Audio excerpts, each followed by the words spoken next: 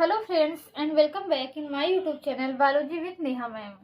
Friends, इसके पहले की वीडियो में हमने वायरस का जनरल इंट्रोडक्शन देखा था। इस वीडियो में हम वायरस का जनरल कैरेक्टर देखेंगे। तो उसके जनरल कैरेक्टर में हमें तीन चीजें देखनी है: वायरस की साइज, उसका न्यूक्लिक एसिड और प्रोटीन। तो आइए सबसे पहले हम उस वायरस की साइज के बारे में देखते हैं कि वायरस की साइज कितनी होती है। तो जो वायरस की साइज होती है वो 20 नैनोमीटर से लेकर के 350 नैनोमीटर के बीच होती है। और अगर देखिए सबसे बड़ा वायरस कौन सा होता है, तो सबसे बड़ा वायरस होता है पॉक्स वायरस। इसके द्वारा ह्यूमन बीइंग में कौन सा रोग होता है? चेचक। और जो सबसे छोटा वायरस होता है वो होता है पार्वो वायरस। इसके द्वारा मनुष्य में डायरिया या अतिसार रोग होता है।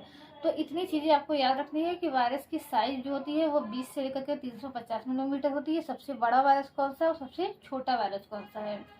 इसके अलावा अगर कभी आपसे पूछा जाए कि बैक्टीरिया बड़ी होती है या वायरस बड़ा होता है, तो आप ये याद रखिए जो सबसे बड़ा वायरस है वो 350 नैनोमीटर का होता है। वहीं जो सबसे छोटी बैक्टीरिया होती है वो 350 नैनोमीटर की होती है। ये सबसे बड़ा वायरस जो है वो 350 नैनोमीटर का और सबसे छोटी बैक्टीरिया जो है वो 350 नैनोमीटर की होती है। तो इस तरीके से हम कह सकते हैं कि वायरस से कई गुना ज़्यादा बड़ी बैक्टीरिया होती है। तो आइए अब हम इसके न्यूक्लिक एसिड के बारे में जानते हैं। तो न्यूक्लिक एसिड के बारे में हमने बताया था कि वायरस में क्या होते हैं कि डीएनए और आरएनए दोनों ही जेनेटिक मटेरियल की तरह कार्य करते हैं। और वायरस का जो डीएनए है वो डबल स्टैंडर्ड भी हो सकता है और वायरस का डीएनए सिंगल स्टैंडर्ड भी हो सकता है। उसी तरह आरएनए भी डबल स्टैंडर्ड हो सकता है और सिंगल स्टैंडर्ड भी हो सकता है। और ये चारों पॉसिबिलिटी है, ये चारों प्रकार के जेनेटिक मटेरियल जो है एक वायरस में पाए जाते हैं। लेकिन इन चारों में से कोई एक ही पाया जाएगा, चारों एक साथ नहीं पाए जाएंगे। वायरस में या तो डीएनए होता है या आरएनए, दोनों एक साथ नहीं होते। लेकिन कुछ इसका एक्सेप्शन है कि कुछ ऐसे वायरस होते हैं जिनमें डीएनए आरएनए दोनों पाया जाता है, वो हम आगे डिस्कस करेंगे। तो अभी आप जानिए कि जनरली क्या होता है, वायरस में या डीएनए पाया जाता है या आरएनए पाया जाता है। और अगर हम देखें कि जितने भी प्लांट वायरस होते हैं, यानी ऐसी वायरस जो प्लांट को इन्फेक्ट करते हैं, उनमें क्या होता है, सिंगल स्टैंडर्ड आरएनए होता है।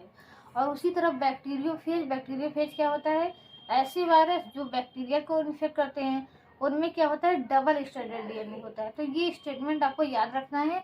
इस तरह के स्टेटमेंट भी पूछे जा सकते हैं कि बैक्टीरियोफेज है डबल स्टैंडर्ड डीएनए, बैक्टीरियोफेज है सिंगल स्टैंडर्ड आरएनए। तो इसी तरह से आपको मतलब 4 लाइनें दी जाएंगी। तो हमेशा याद रखिए कि ज्यादातर बैक्टीरियोफेज में क्या होता है कि डबल स्टैंडर्ड डीएनए पाया जाता है और प्लांट वायरस जो होते हैं उनमें सिंगल स्टैंडर्ड आरएनए पाया जाता है। और ऐसे वायरस जो एनिमल को इन्फेक्ट करते हैं, यानी कि एनिमल वायरस, उनमें क्या है, चारों पॉसिबिलिटी है। उनमें डबल स्टैंडर्ड डीएनए भी पाया जाता है, सिंगल स्टैंडर्ड आरएनए भी पाया जाता है, डबल स्टैंडर्ड डीएनए भी पाया जाता है और सिंगल स्टैंडर्ड आरएनए भी पाया जाता है। तो आइए हम देख लेते हैं कि कौन कौन से ऐसे वायरस हैं जिनमें डबल स्टैंडर्ड डीएनए है, किनमें सिंगल स्टैंडर्ड आरएनए है, किनमें डबल स्टैंडर्ड है आरएनए है। आइए सब एक एक करके देख लेते हैं। तो आइए अब एक बार हम क्या देखते हैं, वायरस का जेनेटिक मटेरियल देखते हैं। तो अगर हम देखें सिंगल स्टैंडर्ड आरएनए किसमें पाया जाता है, तो पोलियो के वायरस में, हेपेटाइटिस ए के वायरस में, इन्फ्लुएंजा के वायरस में, टीएमवी में और एचआईवी में। वही डबल स्टैंडर्ड की बात करें तो रियो में और रोटा में। सिंगल स्टैंडर्ड डीएनए की बात करें तो कोलीफेज मल्टीप्लाई 174, बैक्टीरियोफेज 5 मल्टीप्लाई 174। ये क्या है, ये दोनों बैक्टीरियोफेज के नाम है।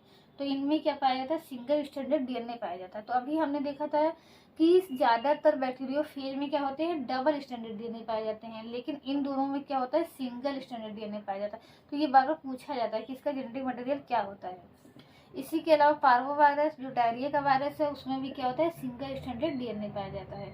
डबल स्टैंडर्ड डीएनए किसमें पाया जाता है, स्मॉल पॉक्स वायरस में, चिकन पॉक्स में, हेपेटाइटिस बी में, हर्पीज में, एडिनो वायरस में और बैक्टीरियोफेज में। तो अगर हम हेपेटाइटिस बी देखें तो हेपेटाइटिस बी जो है वो भी एचआईवी की तरह एक नॉन क्यूरेबल डिजीज है और ये सेक्सुअल इंटरकोर्स के द्वारा फैलती है या सेक्सुअल कांटेक्ट के द्वारा फैलती है। और ये लीवर की एक बीमारी है जो ठीक नहीं होती दवाइयों से। और वहीं हम हेपेटाइटिस ए की बात करें, हेपेटाइटिस ए भी जो है लीवर की बीमारी है, लेकिन ये यूरिन और फीकल मैटर के द्वारा फैलती है और ये क्यूरेबल होती है। तो इस तरीके से हमने क्या देख लिया, वायरस की साइज देख लिया, उसका न्यूक्लिक एसिड देख लिया। तो आइए अब हम कैप्सिड के बारे में देखते हैं। तो हमने बताया कि वायरस के चारों तरफ क्या होती है, प्रोटीन की एक कवरिंग होती है, और प्रोटीन की उस कवरिंग को ही हम क्या कहते हैं, कैप्सिड कहते हैं। मैंने बताया था कि बीच में क्या होता है, एक जेनेटिक मटेरियल होता है, ये या तो डीएनए हो सकता है या तो आरएनए हो सकता है, और उसके बाहर प्रोटीन का एक फोल्ड होगा, इस फोल्ड को हम क्या कहते हैं, कैप्सिड कहते हैं। और यह कैप्सिड जो है अनेक छोटे छोटे प्रोटीन सब यूनिट का मिलकर बना होता है, और इस प्रोटीन सब यूनिट को हम क्या कहते हैं, कैप्सोमियर कहते हैं। कैप्सोमियर, यानी कि ये जो कैप्सिड है वो किसका बना होता है, कैप्सोमियर का। और कुछ वायरस जो होते हैं उनमें एक एक्स्ट्रा लेयर होती है, इस एक्स्ट्रा लेयर को या इस एक्स्ट्रा कवरिंग को हम क्या कहते हैं, एनवलप कहते हैं। ये सभी वायरस में नहीं होती, कुछ वायरस में पाई जाती है यह एनवलप। और यह एनवलप जो होती है वो बनी होती है लिपिड की, कार्बोहाइड्रेट की और प्रोटीन की। Lipid plus protein plus carbohydrate के। जनरली क्या होता है कि वायरस में क्या होता है, कार्बोहाइड्रेट या लिपिड नहीं पाया जाता है, लेकिन जिनमें क्या होता है, इन्वलप पाया जाता है तो उनमें लिपिड और कार्बोहाइड्रेट भी पाए जाते हैं। तो यह इन्वलप जो है वो वायरस का खुद का नहीं होता है। जब वायरस किसी सजीव कोशिका को संक्रमित करते हैं तो जब उससे बाहर निकलने लगते हैं, जो कोशिका की प्लाज्मा मेम्ब्रेन होती है वही वायरस क्या होती है, इन्वलप बन जाती है। इसके अलावा हम देखें जैसे कि HIV का वायरस है, तो कुछ वायरसों में क्या होता है, एक प्रोजेक्शन होता है, इस प्रोजेक्शन को ही हम क्या कहते हैं, स्पाइक कहते हैं। ये सभी वायरसों में नहीं पाया जाता, कुछ कुछ वायरसों में पाया जाता है, और ये किसके काम आता है, एक सजीव कोशिका को इन्फेक्ट करने के। तो इसको हम क्या कहते हैं, स्पाइक कहते हैं। तो ये हो गया प्रोटीन की कैप्सिड स्ट्रक्चर, प्रोटीन की कैप्सिड का। तो ये तीन चीजें हमने देख ली वायरस के जनरल कैरेक्टर में। तो आइए हम वायरस की अब जनरल मॉर्फोलॉजी देखते हैं। जनरल मॉर्फोलॉजी का मतलब है कि वायरस का शेप कैसा होता है।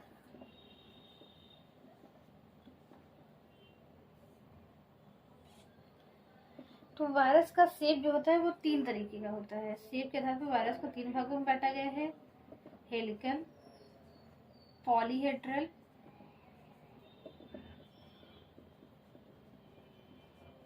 एंड इन्वलप्ड। सॉरी, चार भागों में, इन्वलप्ड एंड कॉम्प्लेक्स। तो हेलिकल वायरस किसको कहेंगे, जिनका शेप क्या होता है, सिलेंडर की तरह होता है, इस तरीके सिलेंड्रिकल शेप होता है, और बीच में क्या होता है, इनका जेनेटिक मटेरियल होता है। तो ये हो गए हेलिकल। पॉलीहेड्रल क्या होते हैं, जब क्या हो न ये स्फेरिकल हो न हेलिकल हो, बल्कि इनमें क्या हो, कई एजेस पाए जाए, कई किनारे, इस तरीके से कोई निश्चित शेप ना हो। तो और बीच में उनका क्या हो, जेनेटिक मटेरियल पाया जाता है, उसको हम क्या कहते हैं, पॉलीहेड्रल कहते हैं। इन्वॉल्व्ड क्या होता है कि यही वायरस जब क्या हो, इस पे एक इन्वॉल्व आ जाए, कवरिंग आ जाए, तब इसी को हम क्या कहते हैं, इन्वॉल्व्ड वायरस कहते हैं। कॉम्प्लेक्स क्या होता है, जब इससे स्ट्रक्चर डिफर हो या कुछ कॉम्प्लेक्सिटी आ जाए, जैसे कि टीएमवी में होता है। टीएमवी में क्या होता है, टोबैको मोजाइक वायरस में, सॉरी टोबैको मोजाइक वायरस में नहीं, बैक्टीरियोफेज में। बैक्टीरियोफेज जो होता है वो हेड और टेल में डिवाइड होता है, तब उसी को हम क्या कहते हैं, कॉम्प्लेक्स वायरस कहते हैं। तो यहाँ आपको सबके नाम याद रखने हैं कि कौन कौन सा वायरस हेलिकल है। यहाँ किसी का आपको फिगर याद नहीं रखना है कि बीएससी की तरह हाँ आप अच्छे से फिगर बनाकर याद रखिए कि ये हेलिकल है, ये पॉलीहेड्रल है, तो आपको कभी डिस्क्राइब करने के लिए नहीं आएगा। बस आपसे नाम पूछा जाएगा कि आप हेलिकल का एग्जाम्पल बता दीजिए, कौन सा वायरस हेलिकल है, कौन पॉलीहेड्रल है, बस इतना। तो मम्स का वायरस हो गया,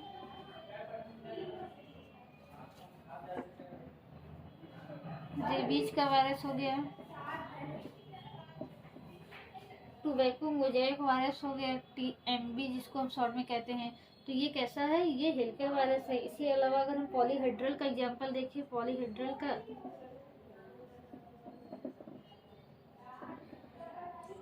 तो एडिनो वायरस और पोलियो वायरस, ये क्या है, पॉलीहेड्रल है। Adeno virus and polio virus.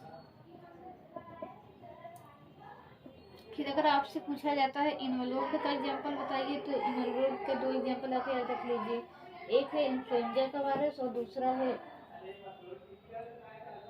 Herpes का वायरस।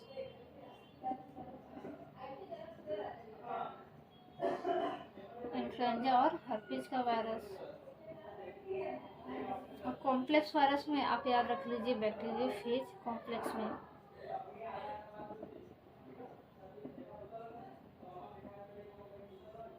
बैक्टीरियोफेज। तो आपको जनरल मॉर्फोलॉजी में बस यही पढ़ना है कि वायरस का शेप कैसा होता है, हेलिकल, पॉलीहेड्रल, एनवलप और कॉम्प्लेक्स, और फिर उसकी आपको एग्जाम्पल याद रखने और कोई भी कैरेक्टर नहीं याद रखना है, बस इतना ही आपको याद रखना है। तो अभी हमने इस वीडियो में वायरस का जनरल कैरेक्टर देखा और उसकी जनरल मॉर्फोलॉजी देखी। नेक्स्ट वीडियो में हम वायरस का नॉमेनक्लेचर देखेंगे और उसकी जो 2 लाइफ साइकिल होती है, लाइसोजेनिक और लैक्टिक, उसके बारे में देखेंगे। थैंक यू फ्रेंड, धन्यवाद।